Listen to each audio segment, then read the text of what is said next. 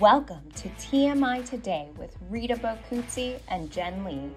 In this podcast, there is no such thing as too much information.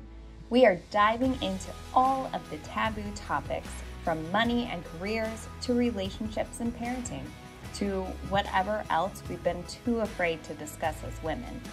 Listen in and join the movement as we raise each other up in our everyday lives. All right, super excited for another episode of TMI, talking about today's motivational insights. And I am super excited because the show is Jen Lee and Rita Bocuzzi, and we're getting to know more about Jen Lee. Woohoo! I'm super excited. Thank you, Rita. Me too. Although sometimes I don't like talking about myself. You know how we all get the very humble, like we don't like talking about ourselves, but this topic is so important to me, what I do. So I'm really excited to kind of. Yeah, I think especially today, there's just so much stress. Yeah.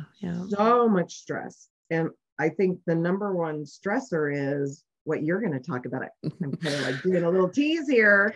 Yes. We're just saying we're going to be talking about, what are we going to be talking about, Jen? What's your topic? So my topic, and I have the elephant in the room. You'll often hear me talking about the elephant in the room, but I talk about financial stress. And my passion is really helping people with financial stress. And I have an elephant. If you ever go to my website, there's an elephant all over it. Her name is Bernadette. And I tell people that the elephant in the room is that 70% of Americans have a debt or credit problem of some sort. 70%. And we all think we're alone. We go on Facebook, everyone's posting about how great their lives are. They bought a vacation house in Maui. The neighbors have a Porsche, whatever. But no one's talking about like, oh, I have credit card debt that I can't manage at this point. I have tax issues. I have financial issues. My credit score took a hit because of during COVID, that kind of thing. Mm-hmm. So no one talks about that. And I have made it my mission the last 5 or so years to talk about that so people don't feel quite so alone. And also, as our mission here for TMI is to educate and inform so that you can make good decisions. A lot of people who are in financial stress make really poor decisions, not intentionally, but because of the brain fog that comes with being stressed. And so when I talk about the elephant in the room, it affects productivity, it affects relationships, it affects your health. And so all of those things I talk about all the time so that you can identify when it's actually happening in your life and actually make a decision to change instead of wallowing in this. I wouldn't say misery, but you're kind of, you so stuck in yourself and what's going on that you can't see the forest for the trees sometimes. And so I so love what you're doing, because as you were talking about this, one of the things is there are a lot of people that are working out in the world and employers that are employing them. And when you look at the scope of what you do Yes. and how you help people, when you have businesses that their employees are stressed about their money, and then that transcends over and passes through to their family, right? Yes. And so, oh my gosh, what a huge impact you have. So how did you how did I get into this? Because this is so profound and so expansive that I'm going to say, like, you start somewhere where, like, head of a company, head of a business, or head of a household, right? So how did this all start? So I am a lawyer, and I don't boo or throw rotten tomatoes at your screen or anything like that. Okay. I'm a lawyer, and I went to law school as a second career. And so was in insurance and financial planning before I went to law school. So I had a lot of the management experience and a lot of numbers. I'm a numbers person. And I went to law school thinking I would do estate planning because it made sense. I was life and health licensed. I had my securities license. I thought estate planning would be a great thing to do. And I got to law school, and no offense to my estate planning professors, but it was so boring. It was like, this isn't where my life is going to be at. I need to find something else. So I graduated law school in 2009 as a second career. And of course, if you remember back to 2009, we were in the middle of a huge recession. There were all kinds of financial stress going on.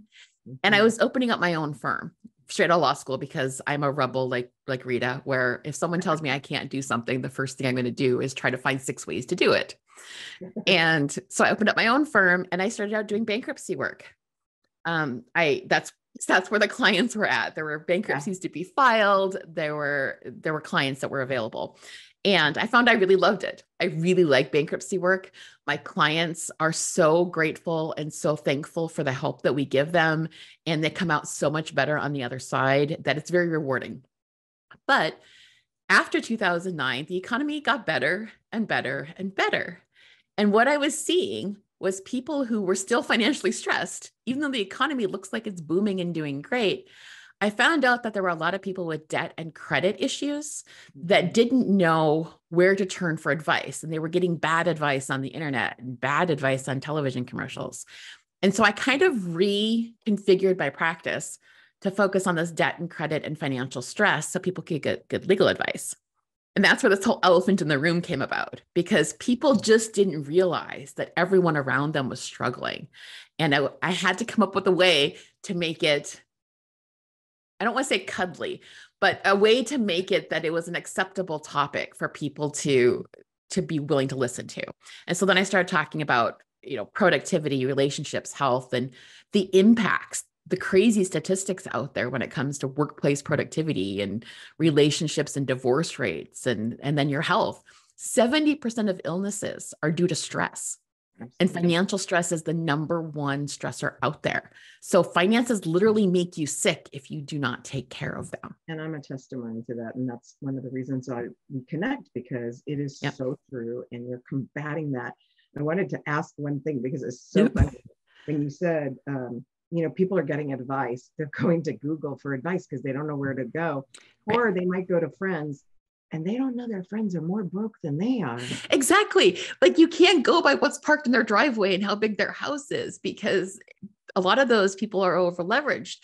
And I kind of want to put out into the universe here that it's okay if you are financially stressed. Mm-hmm. It's not something you did. You're not a bad person. You're not your credit score.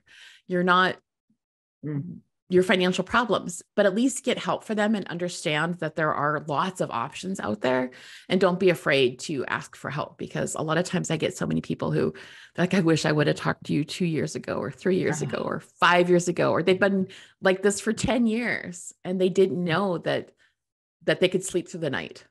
I've had people who say they can't sleep through the night. So for years, right? For years.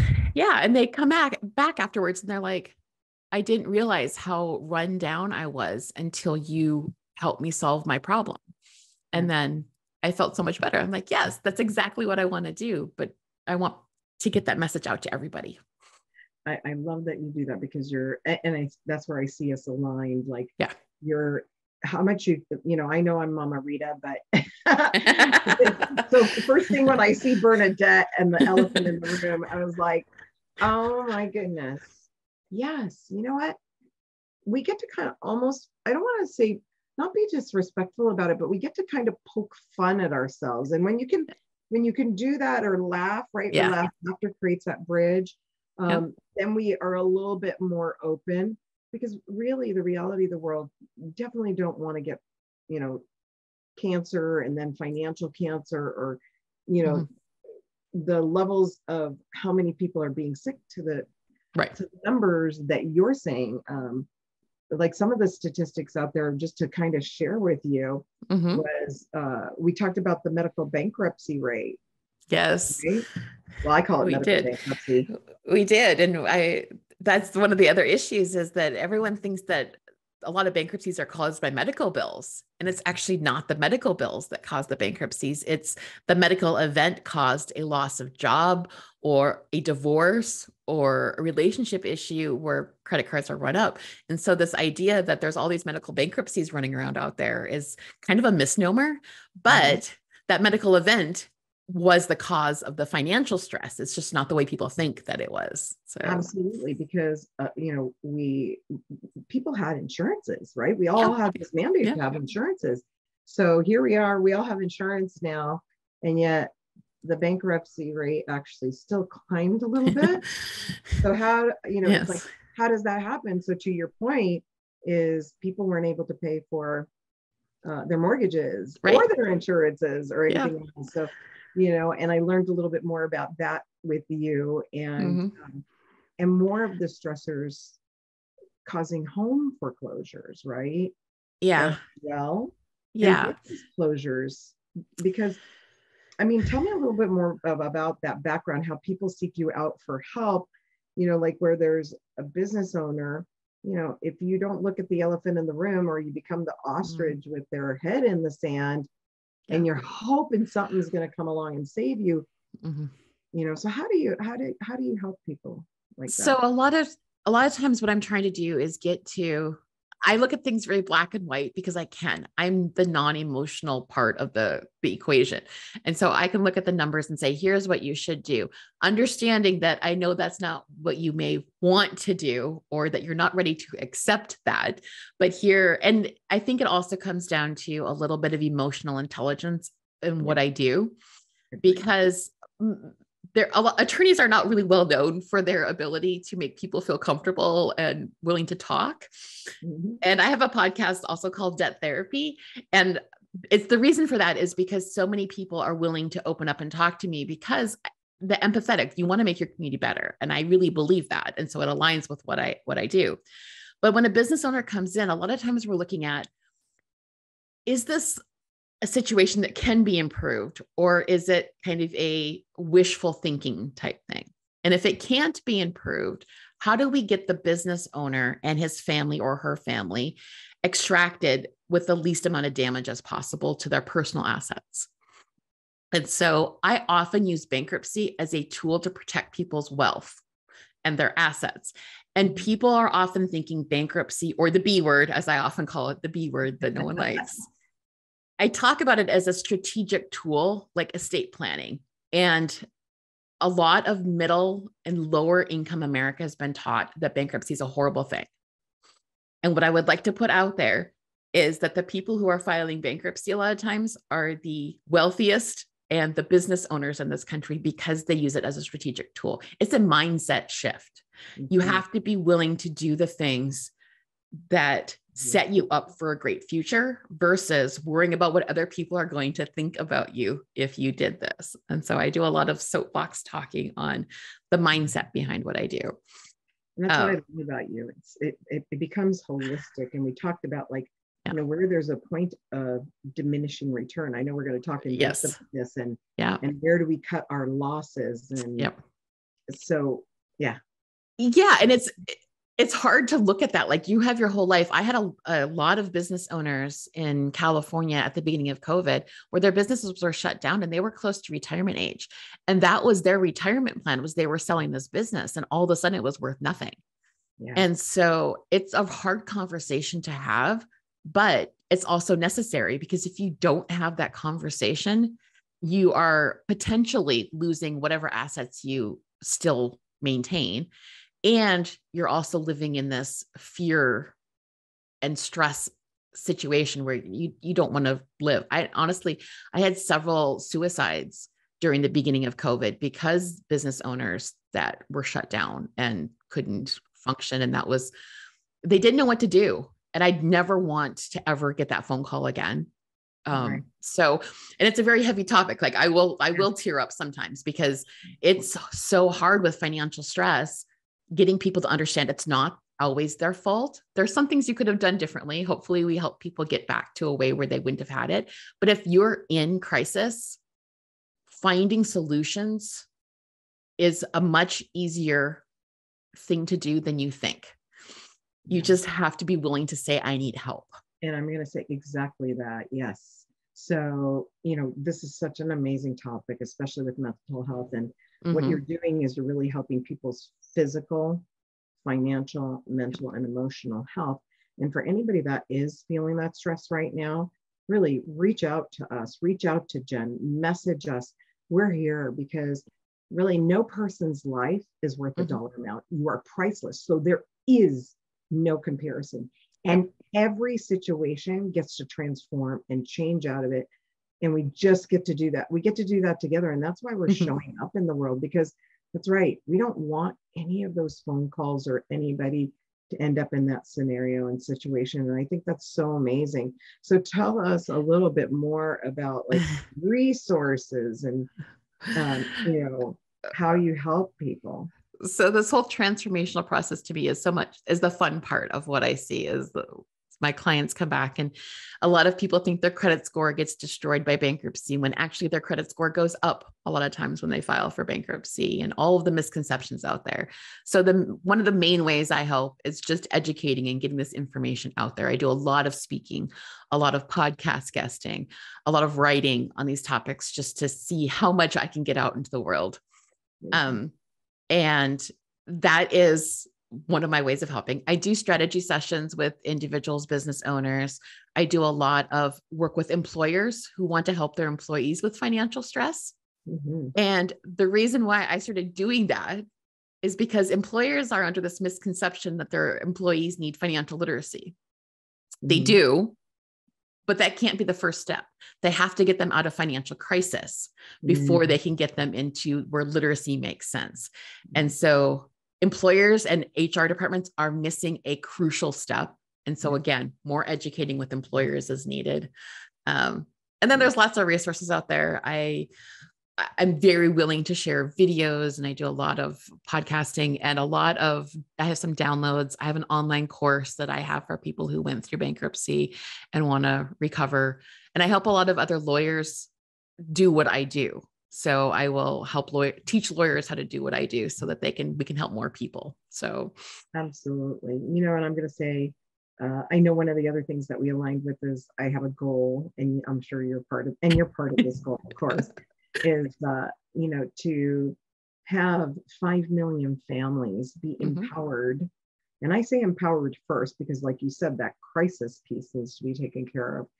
And if you're not in crisis, then all the more education so that they can be elevated. So 5 million families in 5 years, I think is a pretty easy, doable goal. And when you start with the heads of households or heads of businesses, then, and I say heads of households and businesses because it's not typically a solo person. It is a team of people in each circumstance so that they can grow. And I love how you show up and do that. And so where else, or how can they reach out to you? What's the best way for our audience to get more motivational insight and information from you? My website is jenleelaw.com, just like it sounds. That's the easiest way to find information about me. We link out there to a lot of different things. And then that's just the easiest way. I'm on LinkedIn. I'm on Facebook. I don't do much friending on Facebook, but I do a lot of posting on my law firm page. Debt Therapy has a page. Bernadette, the elephant, has her own page on Facebook. So you can follow Bernadette on Facebook. And she always posts when people are talking about her in podcasts. And so she's got a fun page to follow. So yeah. See, and I love that. So this is the big thing, and I think that was a big connector for us. Because the moment people say finance, they're thinking, I think they might be thinking another F word, right? The F word that you and I think about. Yes, we'll be censored on that. But usually another F word comes along with it. But for you and I think it's a bunch of other F words, which are fun, flow, flourish, right? And that's what connected us, because I think fun, if we're not having fun, what's the point? What's the point? Yeah.